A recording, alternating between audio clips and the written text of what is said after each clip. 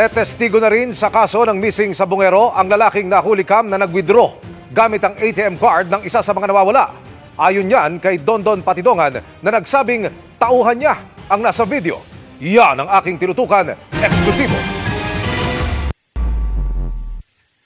January 14, 2022 nang magkakasabay na nawala matapos magsabong sa Santa Cruz, Laguna ang magkakaibigang sina Ferdinand Dizon, Manny Magbanwa, Mark Fernandine at Melbert John Santos. Kabilang sila sa 34 na nawawalang mga sabungero. Higit 2 oras ang lumipas matapos na iulat silang nawawala. Nakuhanan ng CCTV ng isang bangko sa Lipa City, Batangas ang lalaking ito na nagwi-withdraw sa isang automated teller machine. Sa investigasyon ng PNP, ATM card daw nang nawawalang si Melbert John Santos ang gamit ng lalaki. Ayon sa dokumentong nakuha ng pulisya sa bangko, nakapag-withdraw ng kulang 30,000 pesos sa 4 na transaksyon ng lalaki mula sa account ni Santos.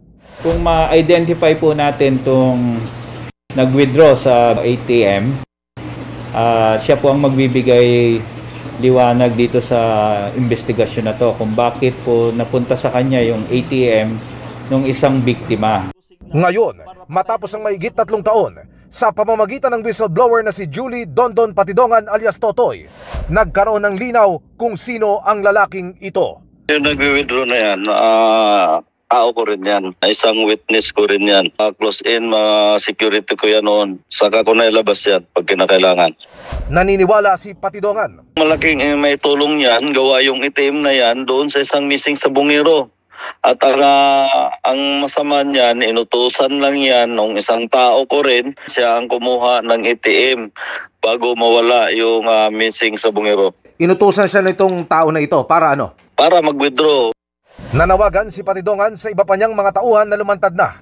Kabilang sa kanila, ang 2 lalaking nakuhanan ng video na bumibitbit sa isa pang nawawalang sabungero na si Michael Bautista sa isang sabungan sa Santa Cruz, Laguna.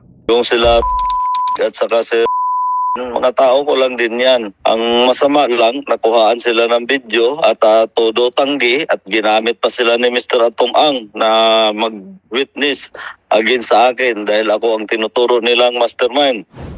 Nabuhayan ng loob sa mga development na ito ang kaanak ng mga nawawala, lalo na ng ama ni Melbert.